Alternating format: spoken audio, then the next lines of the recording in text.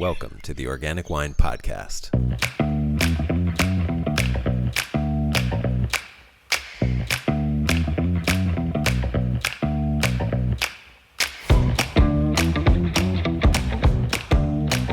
Hi, welcome to the Organic Wine Podcast, and thanks for listening. I'm Adam Huss, and my goals for the Organic Wine Podcast are to use wine to connect you to this amazing planet we live on, to inspire you with interesting people who are using wine to do great work, and to continue to expand your love of and appreciation for wine. Ricky Taylor, my guest for this episode, worked in an office in Houston, Texas, and one day decided to plant a regeneratively farmed vineyard 600 miles away on a mountainside in the middle of nowhere in far west Texas at over a mile high in elevation. What Ricky and his partner Katie are doing with Alta Marfa, their vineyard and soon-to-be winery, is something that essentially hasn't been done before in Texas. So to make it happen, they have relied on the knowledge and assistance of a network of people that spans the continent, as well as a lot of hard work, hours on the road, and the belief that leaving the natural world intact is essential to making the highest quality wine.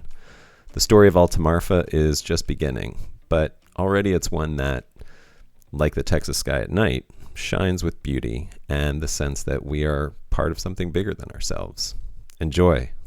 Excellent. Thanks so much for doing this, Ricky. First of all, it's really a pleasure to have you. I know we just met, but I can tell that you are a person who is doing some really cool stuff. So thanks for reaching out and offering to have me on here. It's very exciting. You're in Texas, first of all. Let's introduce you. Yeah. Your name is Ricky Taylor. Yes. You have a project called Alta Marfa, which is also your website, and altamarfa.com. And tell us about that. Tell me about that. What's going on there? Alta Marfa started in 2016 with the idea to plant a vineyard in the Davis Mountains of far west Texas, which is... And by far west, you're like so far west, you're underneath New Mexico, where that location is, right? South of New Mexico, east of El Paso. We're about like 90 miles from the border with Mexico. But the vineyard site we ended up with, we're about like 5,400 feet above sea level, and the Davis Mountains go all the way up to like 8,400. So the Davis Mountains are a place, that looks like it's in another state to most people. Many people in Texas don't even know there's mountains like that in Texas. They've lived their whole life and they don't know about it. But when you started talking about it, I was like, where is this? It's very remote. Nearest airports are El Paso and Midland, and are both 3 hours away. Wow. And those aren't, exactly the largest hubs for travel. So we had the idea to come plant a vineyard here because living in Houston, not being from Texas, my wife Katie and I have lived in Houston for like 8 years at this point, sort of now possibly ending, and had been getting into wine during that time. And then with, the Texas wine industry has been growing for the last 30 years, but in the last 10 years has been sort of reached a new, rate of growth and sort of expansion. And that's centered for the most part around Fredericksburg. Is that correct? Most of the wineries are around Fredericksburg, which is near Austin. Right. And most of the vineyards are in the High Plains AVA, which is near Lubbock, sort of in North Texas. Got it. So the area around Fredericksburg is highly tourist centric. I see. Really nice tasting rooms, views, food, wine trail, buses, and bachelorette parties and weddings and that kind of thing. So it's sort of like the full service hospitality, that kind of thing. Nice. It's about equidistant between San Antonio and Austin, right? So it gets the benefit of two big cities. Yeah, exactly. Good-sized cities. You come out for a day, for a weekend, that kind of thing from there. Well, Lubbock is just about as far away from where are you from originally? I was born in Oakland, California. Oakland, California. Look at you. Yeah. And then moved to Texas. Yep. Grew up in Oakland and then also in Sebastopol. in Sonoma County. Oh, nice. Shout out to Sebastopol. Yeah. So It's- grew up in wine country actually, but was in no way involved with wine at all. My parents were not. Parents didn't really drink wine. I never drank wine. Didn't know anything other than like seeing a lot of vineyards. right. It Uh, was the deep, like, psychological impression of your e- childhood that's exactly. Exactly. stuck with your subliminal, Mhm. yes. Uh, but so and in Texas, do you live in Austin? No, no. So I've lived in Houston since moving to Houston. Texas in 2012. And then, yeah, so what I was going to say is we picked the Davis Mountains for a place for a vineyard because I Googled where's the coolest weather in Texas. Texas is a hot place for the most Yeah. part, which, kind of shows in a lot of the wine. Uh, so I was looking for, Texas is huge. There's got to be some place where it's not so hot. And the answer is here because the altitude, despite being so far south, we're further south than Valle de Guadalupe in Mexico. We're further south than Sicily. We're like as far south as Cairo in Egypt. So like that much further south than all of Europe. Um, Yep. but it's not so hot.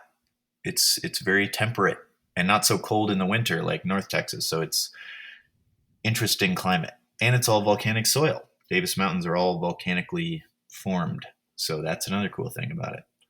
That is cool. Yeah, Well, when you first started telling me about this, and then you were making these crazy drives from Houston out to the vineyard, every weekend for a while there, is that right? You were yeah. doing So some pretty, we you were we living on the road basically. yeah. I mean, the drive's about 9 hours. It's 600 miles. So Wow. I've done that, way too many times, and then we sort of got into a rhythm where I was flying out either alone or with Katie or my friend Promit or some other roommates from time to time. But Katie and Promit were sort of the main people that would come out for the weekend. Southwest Airlines would fly to Midland, which is like an hour flight from Houston, and then drive about 3 hours. And probably from 2017 when we started doing site prep for the vineyard to the beginning of 2020 this year before COVID kind of shut down the flying, I probably did that trip, from a Friday night after work, flying out at like 8 or 9 or 10 p.m. and then coming back at 5 p.m. on Sunday, probably like 150 times, maybe Oh my God. at And least. that's after like digging holes to plant vines all weekend too, right? Or Yeah, yeah, a it's lot of physical labor. fly out, drive out, get here at 3:30 a.m. and then wake up the next day after sleeping in a tent and do like labor all day, and then again we're staying in a tent. Go, we would go into Marfa at night and have dinner, come back, sleep in the tent, and then drive back to the airport and fly back. Pretty much that was, which sounds insane.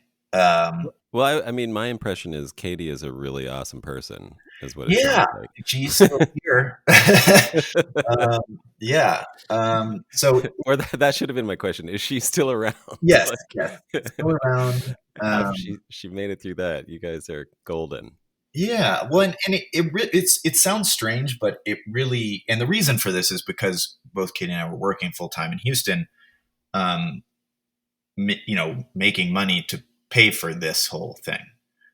Um, and then it weirdly got into this strange rhythm where it's like I was working in an office in Houston. Houston's big, loud, noisy. It's not never gets dark at night. So much light pollution, just sort of busy, busy, busy. And then having a break on the weekend, coming out here where like you can see the Milky Way. It's like deadly silent at all times.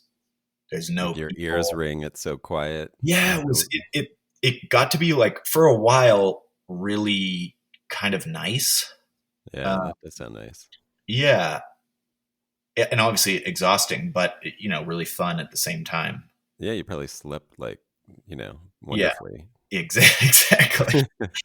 Um, yeah, so that was sort of the process for a few years of like preparing the site. We drilled an irrigation well, put up a deer fence, built our own irrigation system, dug 6,000 holes for vines, ended up having to dig them with a backhoe. because the site is so rocky that like any sort of like auger or anything like that, we shredded like 2 carbide tipped auger bits in like half a day.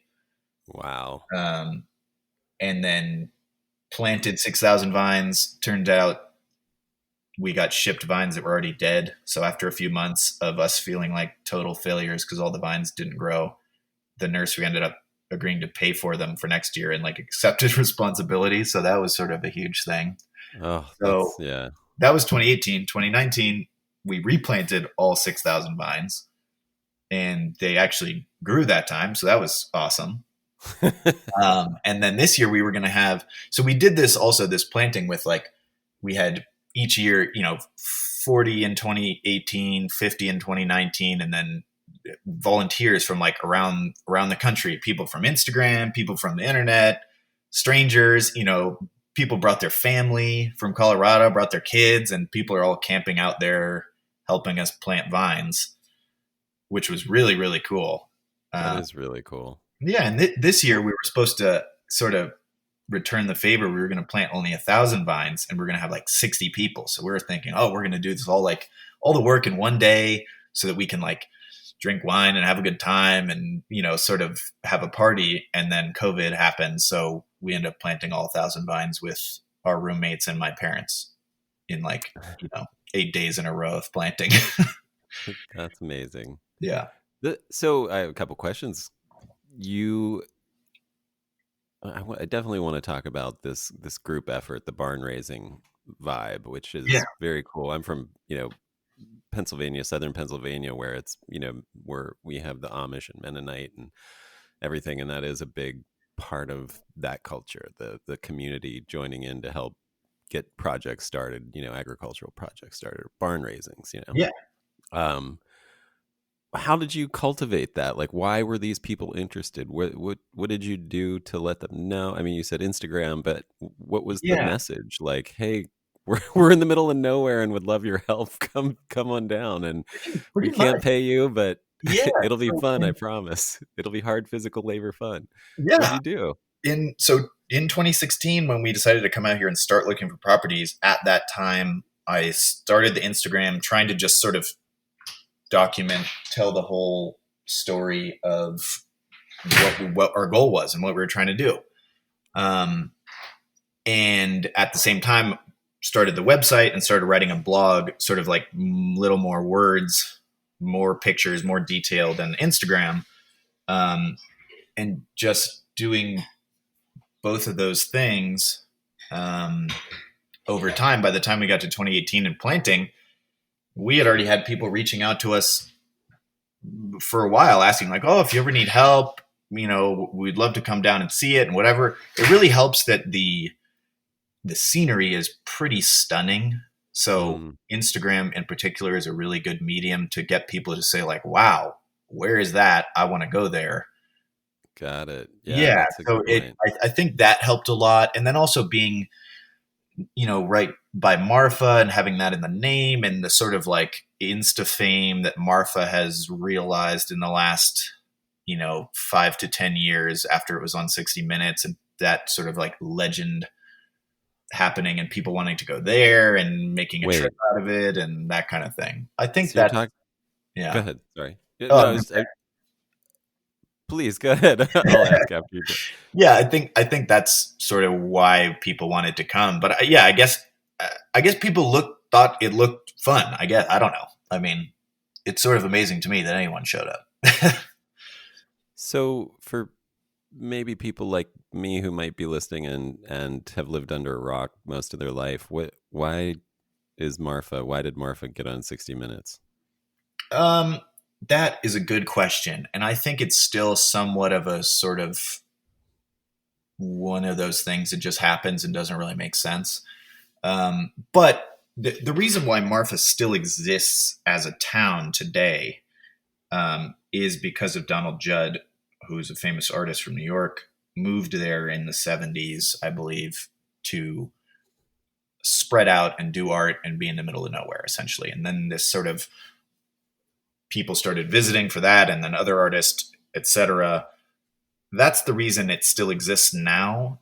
Marfa's peak population was in the 1940s. There was two different military bases in the area at that time, both of which I don't think they both no longer exist.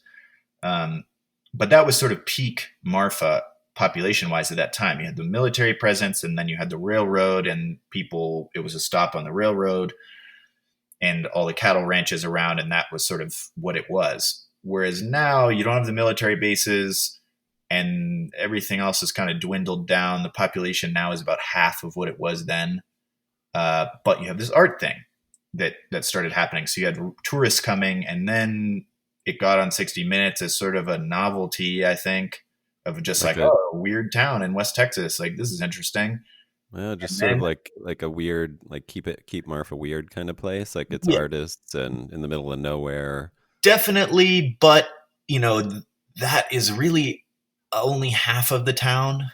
The other half is very low income, and just very rural, and sort of like many small towns in Texas that don't have the weird Instagram fame. Right. So it's a weird thing. I mean, I really think without Instagram, no one would care about Marfa, because a lot of it is like, oh, Beyonce's there and posts a picture. Oh, wow. Okay. Yeah. Is there agriculture around there, or is it too high elevation for pretty standard agriculture, or what? Enormous cattle ranches. Cattle. That's what I figured. Okay. Yeah. That's strange for Texas. When I think of Texas, I don't know, cows. But I love that response that people just, I mean, I see the draw now. I see that there's like this sort of, oh, it's a destination, just like the cool like road trip idea, and we're going to help somebody out with a cool project. And I get that. That's still I think a really great vibe. I love that that's happening. I think that's happening here. I've seen that with a couple different, some of these old vineyards that have been discovered around Los Angeles, and people have, it's like a group effort. Everybody sort of wants to partake because like they want to help with the labor, they want to help with the picking, and it's not even about, it's all volunteer. And I think it's just wanting to be a part of that history. It's really definitely, just kind of a fun thing. The reason why people read, like, people who are into wine, they read books about, Kendall Jackson, or who, Kermit Lynch's book, or these things, is like, wow, that's really interesting. It would be fun to like live this whole life of making wine and doing all this stuff. But,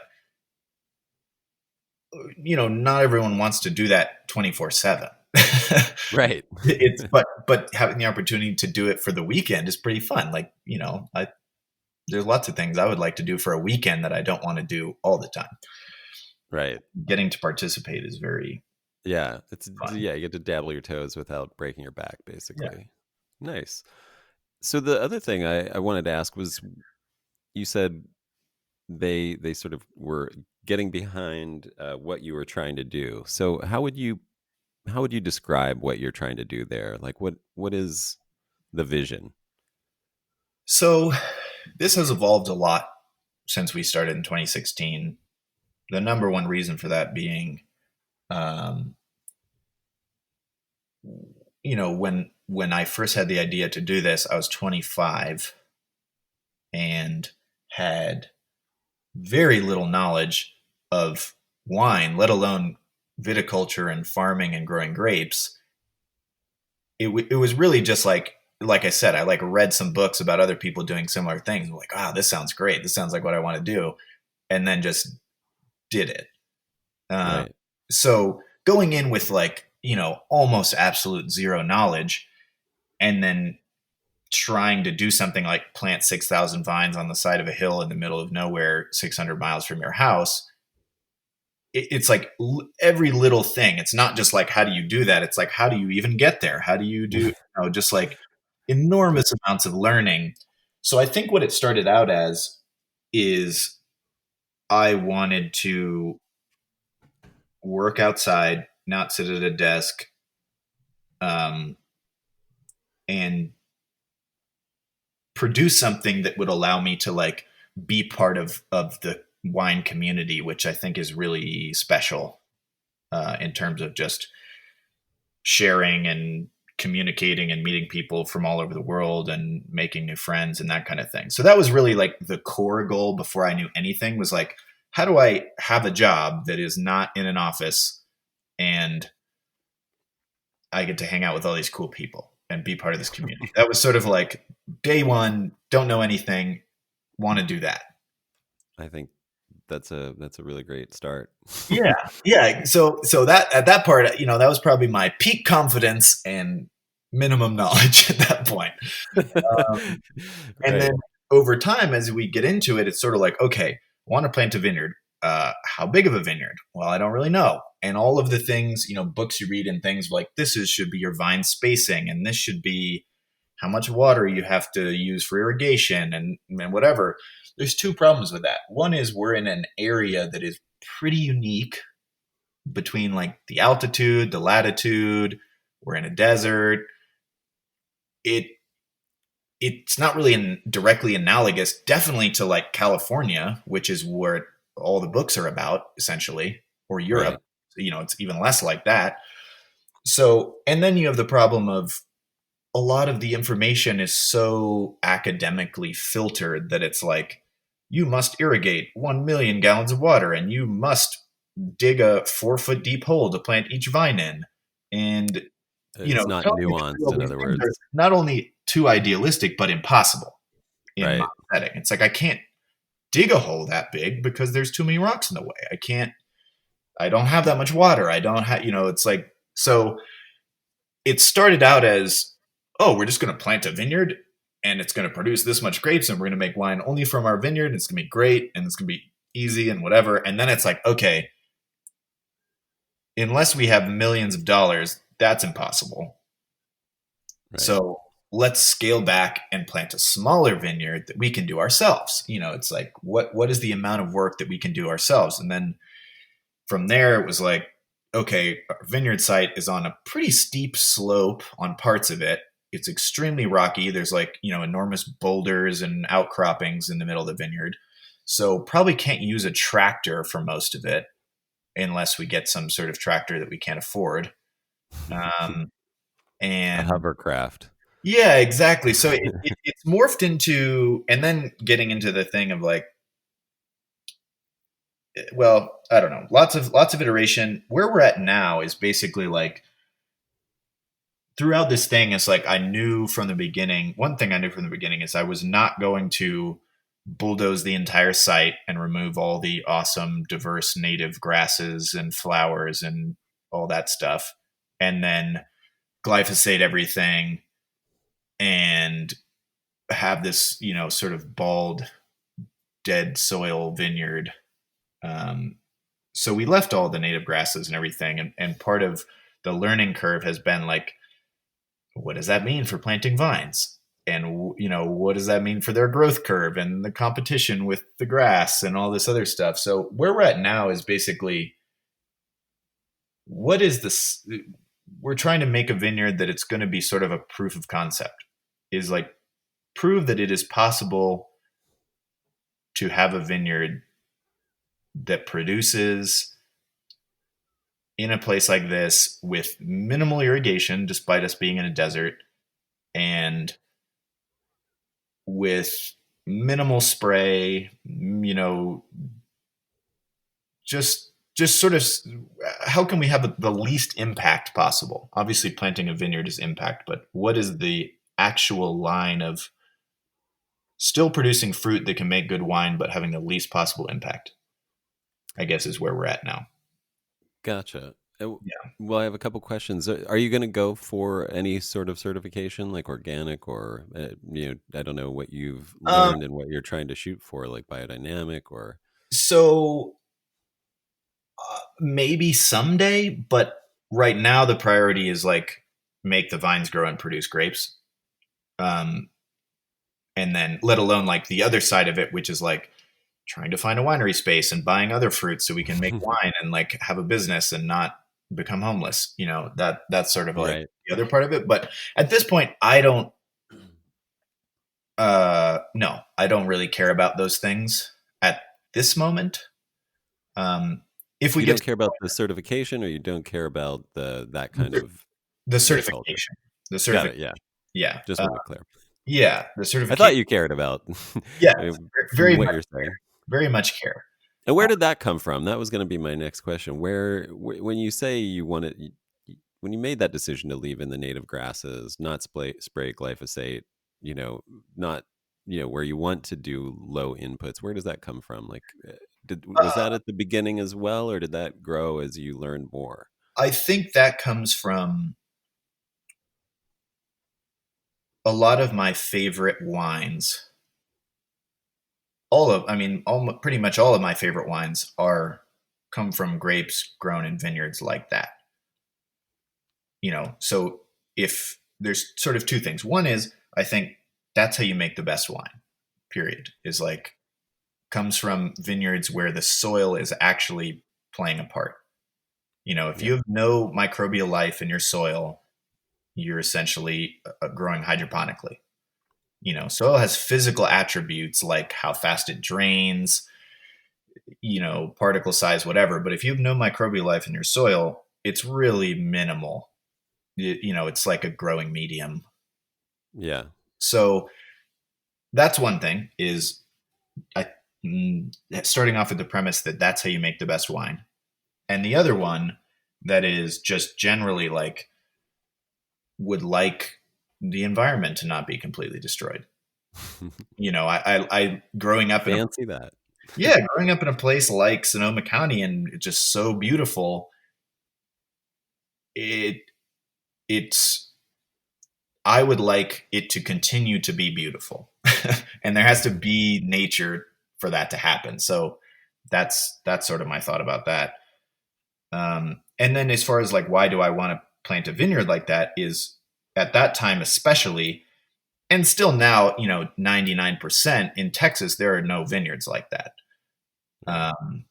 There are some. I'm not going to say there's zero. There are some people trying to do similar things for sure, but for the most part, that's not what it is. So if I was going to plant a vineyard and not do that, I felt like I was wasting my time. I can just buy grapes from someone else. It's way easier. Right. So the only reason to plant a vineyard is if it's going to be different than the other vineyards, in my mind. I Yeah. No, that makes farming is sense. really hard. Yeah.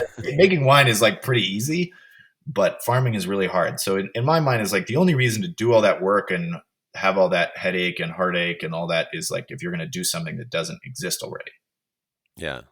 Well, it's funny you separated those two. I think the more we can say that that's one thing, that making wine starts with what you're doing, the more I think we will understand wine and really get a sense of what's, making those connections when we actually drink it, that, it's hard work to make wine because you have to grow it. And it's something that comes with a lot of hard work and a lot of preparation, a lot of care in the vineyard, really. Like the easy part is converting the grapes into alcohol. The hard part is actually making good grapes that Yeah. make Yeah. delicious alcohol. And that's been really an interesting thing throughout this process is I've had multiple people remark after doing work at our vineyard and helping plant and stuff, especially older generation, saying, "Oh, I now understand why wine could cost $30 or $50 a bottle." Yeah. They lived their whole lives and just not understood that, and now saying, "Oh, I understand why that could be the case." If you're doing Yeah. this in order to make that, then of course it costs that much. This is ridiculous. This is an insane amount of Yeah. work. Yeah. And that's the thing is what we're doing is sort of on the absurd end of doing everything the hard way.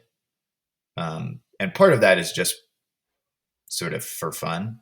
But Yeah. the other part is like not having the amount of funds required to do things an easier way.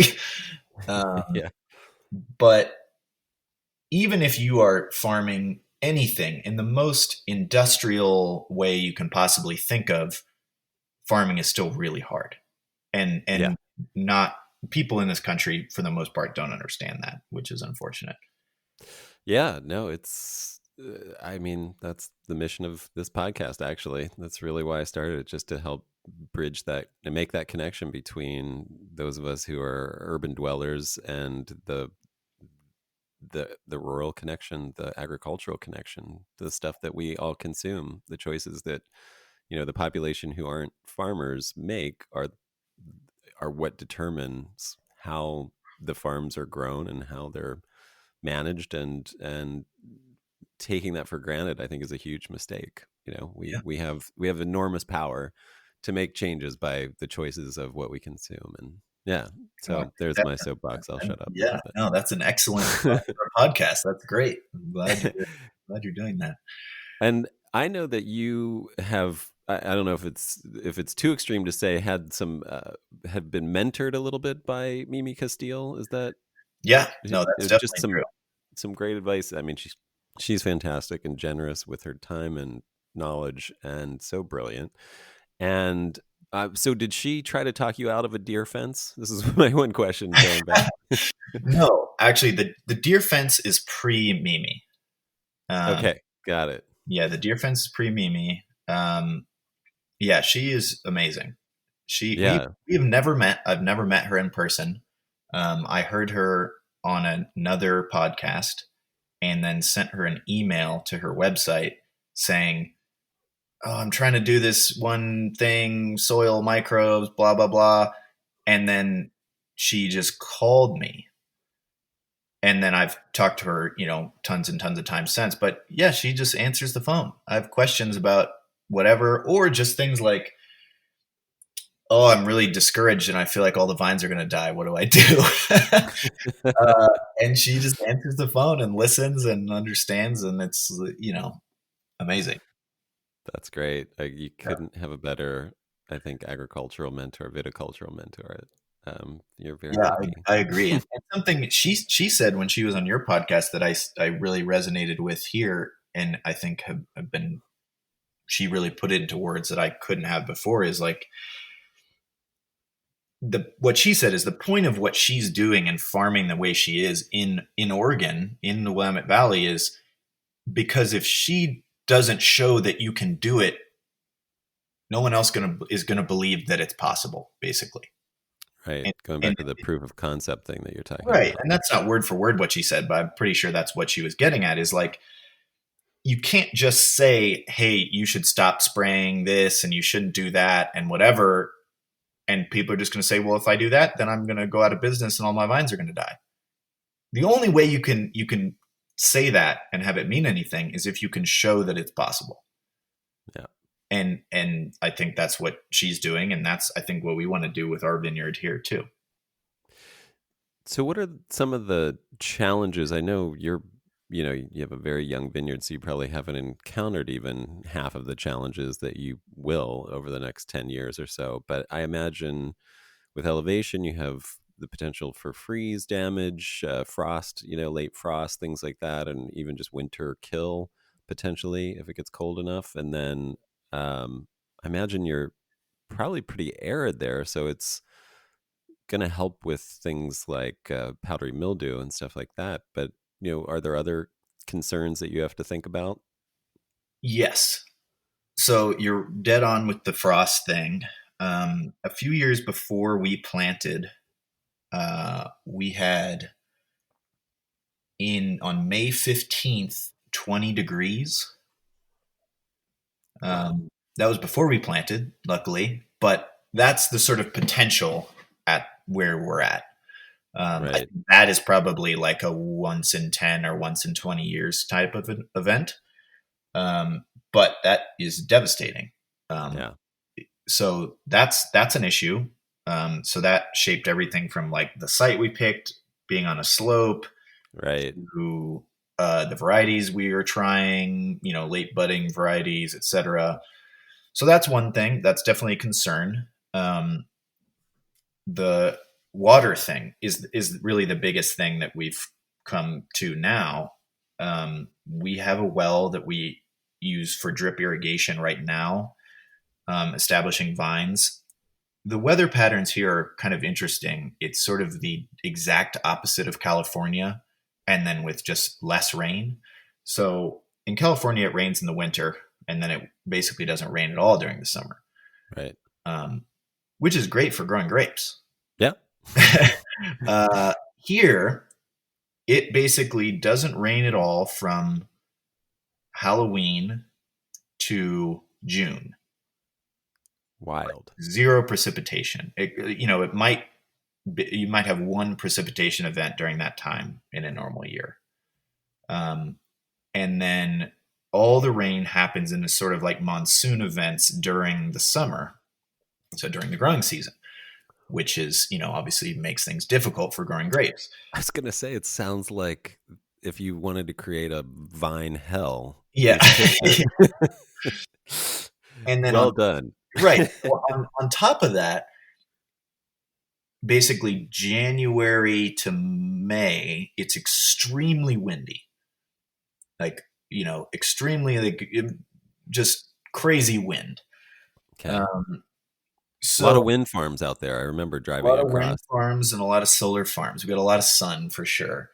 So that arid time during bud break, bloom, um, I think actually makes disease pressure during that time. That's normally a high risk time for things like powdery mildew and different things. Sort of mitigates a lot of that. But the issue is there's very little moisture available in the soil at that point in the year without irrigation for vines to start growing. Right. That's a high water demand time too. So what we're trying to figure out is how to maybe like mulch the vines pretty severely with like wood chips or something and just try to preserve water in the soil for as long as possible. The soil also drains extremely well. So now when the vines are young and don't have super deep roots, even irrigation water can sort of just like drain down past the root zone fairly quickly. Right. And then with how arid and sunny, does the intensity of the sun at this altitude and this latitude causes the top part of the soil without some type of protection to dry out really fast. So that's Sure. the number one thing that I'm trying to figure out right now is that issue, the sort of like keeping soil moisture in the root zone as much as possible with as little irrigation water as possible. I mean, I feel like anybody who knows anything about growing vines or has gotten used to growing vines in California is going to hear this and think you're insane. It just Yeah, is. I The mean, challenges are immense. That is amazing. I mean, I'm amazed. I mean, I think you have. What are some of the? Let's say, let you talk about why you might end up with some really incredible wine from this vineyard. yeah. I think. Well, how about I this? mean, what are I, the benefits, I guess, of overcoming all these challenges in that area? um, Sorry, go ahead. You were going to say something. yeah. Well, no, that's a really good question. I think it's really hard to say, but I would summarize it as this: if we can farm this way and produce grapes and make wine out of them, that will be a wine. That'll just be a completely unique situation. Yeah. There will be no vineyard like that Yep. anywhere. Not that the farming won't be like that somewhere else, but that combined with the altitude and the latitude and the soil, it's totally unique. Yep. And there's lots of vineyards like that around the world that are totally unique, but there's not, it's a very small minority. So that to me is very interesting. It's just having something that is definitely not like anything else. And Yeah. as far as how the wine tastes, I don't know. Yeah. It might be just like, okay, it's hard to say, but definitely the experience will be totally unique. Well, Um, let me. Um, s- I've heard. Have you done any high altitude wine tasting and compared them to yes. not non high altitude? Do you notice a difference, Um, whether it's color or flavor or anything like that? Because I've heard of that, but I haven't been able. And I've definitely tasted stuff grown at high altitude. I just haven't been able so to do like a close comparison to other things. yeah, my thoughts about that are as follows. Initially, like several years ago, I did a lot more thinking about that and like tried a lot of different wines from Argentina and especially, going up into like Salta and like really high altitude, like much higher than Right. we are. Um, And those wines are interesting, but again, it's hard to compare because pretty much all those wines, at least the ones I was able to get a hold of, are all made in a specific style that is Hmm. very oaky, very ripe. Right. They all taste like each other, but I have nothing to compare them to. Right. I don't Right. know if they taste different because of the altitude. And then you get into some, Etna type things where you get into like higher altitudes. But to Right. me, Etna tastes like Etna. They Yeah. all. So then And so for me, what that sort of, and then you have the other funny thing is like you have in California where people are like, oh, it's a high altitude vineyard and it's like 1,200 feet. It's yeah. like, okay, that's fine.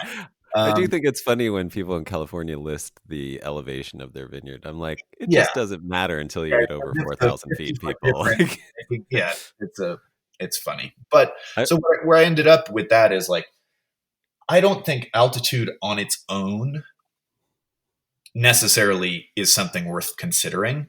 okay. But I think what really matters is what altitude means for other parameters. The importance of the altitude for us is the difference in temperatures at our altitude versus a place 50 miles away that's 2,000 feet lower. And in the summer, it's 105 degrees there and it's 95 degrees where we are. Right. That's a big difference. And that you can absolutely tell the difference in the wine. Yeah, That's a absolutely. huge difference. Plus, you're getting much larger diurnal shifts at altitude Yes. as well. I'm sorry, I used to live at 10,000 feet in Breckenridge, Yeah. Colorado. So it was like you'd start the day with 4 layers, and midday you'd be down to a t-shirt, and then at the end of the day you'd be back to 4 layers. Basically just a Definitely. huge swing. So I Um, think I think that's what altitude ultimately means is three things: temperature, uh, dryness of the air, so just like how arid it is at yeah, altitude versus, and again, a place nearby but lower elevation. That's totally different. And then also just the solar intensity is right. extremely high. So that is going to affect how plants grow and things like that, and disease pressure and all that too. So I think those are the things that actually matter. Whereas just that, it being at high altitude doesn't really mean anything to me, at least. I'll just throw this out there. For if you run into, which I'm sure you will, problems that need solving. Mhm. I'm sure you're familiar with Gruet in New Yes, Mexico, and I know most of their vineyards are over 5,000 feet. So they might be, talking to those folks might be a great resource for just how they've had to deal with things. definitely. Just as a It's thought, I it's know it's funny you should say that. yeah. Funny Do you should say tell. that. Yeah. So Gruet, uh, prior to their recent change of ownership and different things, their flagship vineyard, which is now called the Forbidden Desert Vineyard, Mm, which is near Truth or Consequences, New Mexico, which I just think wonderful is like, names. yeah, I think it's between 4,000 and 5,000 feet. So, in similar Right. climates, very similar to our location, is 25 years old vineyard. It's like 50 acres. And this year, 2020, we actually bought some fruit from that vineyard. We bought Chenin Blanc and Chardonnay, uh, Nice. and from the new owner, no longer owned by Gruet. I think they still sell a lot of grapes to Gruet, but we were able to buy some of the fruit. It's now done fermenting. I just got a chance to taste it again, and it's exciting. I think it's pretty good. All Uh, right. yeah, so that's fun. But again, it's like this is, yeah. So that's another weird thing is like we're closer to a lot of vineyards in New Mexico than we are to a lot of the vineyards in Texas. Hmm. Um, so that's another part about like being in a really big state and being in a weird place is like we'll probably end up making wine from vineyards in New Mexico and vineyards in Texas, Right. which happens certain places in the U.S., sort of like Oregon, Washington border, or Right. California. That those things do happen, but it's not super common. So I think that's Yeah. that's just kind of fun. They also have the unique sort of radioactive quality of the New Mexican vineyards that they cleared with nuclear weapons Yeah, rather than bulldozers. yeah. Very low disease pressure for some reason. I don't know. um, that's really cool. So tell me some more details about this vineyard. I know if people go on your website, they're going to learn a lot of interesting things. Number one of which is that you planted like a bazillion varieties, basically. How big is it, the vineyard? So the vineyard is like 2.5 acres, Okay, and Tina. it was planted at 4 by 5 spacing. Um, so very, very dense. It's planned to be head trained, so no trellising. And yeah, we've planted 27 different varieties. Most of those have been in like lots of 25 vines. Um, and again, the idea with that is when we first started doing this, the first planting in 2018, didn't know a whole lot. If I planted now, I probably would not plant 27 varieties. But at this point, or at that point, it was like just trying to see what happens. We have a lot of ideas. We're going for like late bud break, Yeah. cluster geometry for mitigating some of the rain during the growing season issues, general hardiness, that kind of thing. So a lot of those are experiments, a lot of like Southern Italian, Spanish, Portuguese, that kind of stuff. And then like 90% of the vines in the vineyard at this point are Cabernet Sauvignon, Cab Franc, Tannat, and Carignan. And again, it's kind of funny because those are all things that I like. Most of the wine I drink is like light red, white, rosé, just going for like acid, good with food, low alcohol, that kind of thing. And it's funny that most of the vineyard is like burly Big. red varieties. But those are really, I really tried to, and who knows if I'm dead wrong, but I tried to pick things that I thought would survive and do the best in this climate and site. And then I'm hoping we get the vineyard producing and get to the point where we get to make some wine, because I would love the challenge of making some wine with those grapes in my own style, in the Yeah. style that I want to drink. I don't think we're ever going to get those grapes and do a 40-day maceration and then put them in new oak for 2 years. That we're not going to do that. So it's going to be cool to figure out what we can do with that stuff. Yeah, I mean, you can definitely take those big burly reds and turn them into beautiful, elegant, Yeah. light reds, Yeah. or whites even if you wanted to. I remember tasting kind of one thing that opened my eyes to the possibility of reds was a biodynamic uh, vineyard from up in Sonoma, actually. This really cool couple who was farming just like it's like 10 acres of Petit Verdot. That's the only grape they grew. Wow. And they had this beautiful like a sparkling, like a pet nat rosé. Actually, it was not even a rosé. They made a rosé from it. Then they made a pet nat that was clear, they just whole cluster pressed it and fermented in bottle. And then they had their red, and it was like, oh yeah, you definitely get the whole gamut of whatever Yeah, you want. I mean, it's just just you can play. definitely. Um, are you so if you have? I mean, you could certainly make small batches of wine, but I imagine initially, at least, until you figure out what works, and you'll probably have to replant at a certain point when things don't work, and you replant with things that do work. You'll probably end up with a more dominant, something that's a little higher percentage than it is now. I imagine might be a part of the process. I mean, I think it's really smart to use nature's own tools of diversity and just casting seeds wide and seeing what works, and the ones that survive are the survivors and they'll propagate. I think that it sounds like you're sort of replicating that as well, but that will mean that I guess you're planning probably some sort of replanting in the future, or Yes, ongoing definitely. trial and error for a while until things shake Yeah. out. Those like 25 vine trials were never, and people ask this question, is like, those are never meant to be winemaking trials. Uh, Right. you can't, I mean, you could, but I have no interest in making 27 different tiny amounts of wine. Not going to do that. It was really like viticultural experiments. So I think, Sure. again, if we get to the point where, 10 years from now, the vineyard is probably all, I'd say it's unlikely that it's all one variety, but it's likely all one field blend that's been Right. selected for. So it's, something like 2 to 6 varieties all scattered around, and most of those experiments are gone. That's sort of where I see it being. And I mean, there's still vineyards that persist in California like this. I'm sure other places as well, where that was the old school style, was you planted this diverse vineyard, and then it sort of accounted for vintage variation. Yes.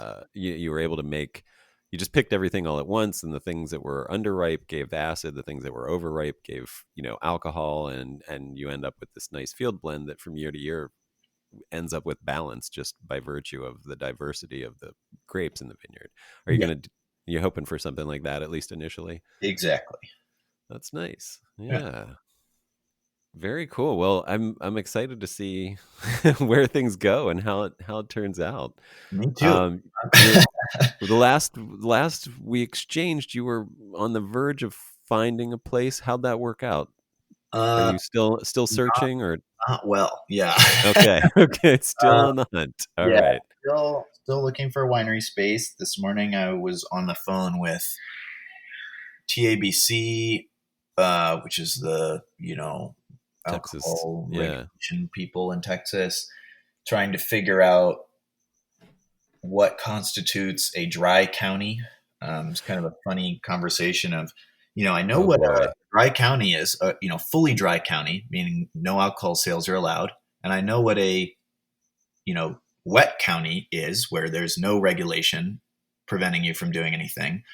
But what about counties or precincts within counties that say only allow restaurants to sell alcohol, but don't allow retail sales of alcohol? Is that a dry county or is it not? And no one could answer that question. And where? Wow. And where? And because I'm sure you're. Uh, so, what is the county that you're in? What's it like? And this is again our wine now at Robert Clay Vineyards Winery, where we've been borrowing space, or renting space, I guess, is in Mason County. So that's one county that has its own weird laws. And then our vineyard is in Jeff Davis County, which has 4 precincts which all have different alcohol laws that were all written near the year 1900, and no one knows where they are or who wrote them or what they say. And then another location where we thought of it in Jeff Davis County is in a separate precinct from the vineyard with different laws. And then the place I told you about last time that we were trying to look at as a possible winery space is actually in another county. So there's just, lots of detective work, lots of phone calls trying to figure out what TABC ended up telling me this morning is you just have to ask your local county people. Right. So I'm going to do that. See what they say. Nice. All right. Yeah. Well, But so fingers far, crossed. no winery yet. But still working on it. All right. Fingers crossed. Yeah. we, Ricky, how can do you want people to get in touch with you if people want to support what you're doing by, following you on Instagram, or just, coming to help do physical labor in the middle of nowhere? How can they find out more and get in Yeah. touch? If people are interested and they're on Instagram, definitely check that out. The website, altamarfa.com, there's a thing on there where you can put your email address so that we will tell you when there is a new blog post. You can read that, or when we have wine available. The problem that I'm having now is people asking a lot, oh, can I buy wine? Where can I get wine? Where is it? And we don't have any wine. We're sold out of wine. Unfortunately, we made our first wine last year and we sold 10 cases of rosé. Very, very tiny production. We sold that to like 5 restaurants and that was it. Nice. we have like 325 cases at the winery space we're renting right now. I'm hoping that we'll release that like early next year, and that will be our first like real release that will have enough that I think hopefully everyone who wants some will be able to get to try some wine. So if people are interested in trying that when it comes out, definitely drop your email address at the website. That would be great. Great. And what's your Instagram? Alta Marfa. Okay. Yeah. Fabulous. Well, thank you so much, Ricky, for coming on and telling us about this. And I'm looking forward to having you back in a couple of years when we can taste the wine and find out what's happened and where you've gone with everything. It sounds. I would very much like that. And thanks for having me on today. It was fun. Yeah, definitely. And good luck with all that. I know it's a huge undertaking and you're going to need help and luck. And I hope people will support what you're doing as well because of definitely need help, luck, support, all of that. Cool. All right. We'll talk to you soon. Okay. Thanks. Thanks so much for listening to the Organic Wine Podcast. If you have any questions or comments, you can email them directly to me at adam@centraliswine.com. That's adam at CENTRALAS wine.com. If this podcast is valuable to you, please share it with others and leave a review. It really helps a lot. Thanks.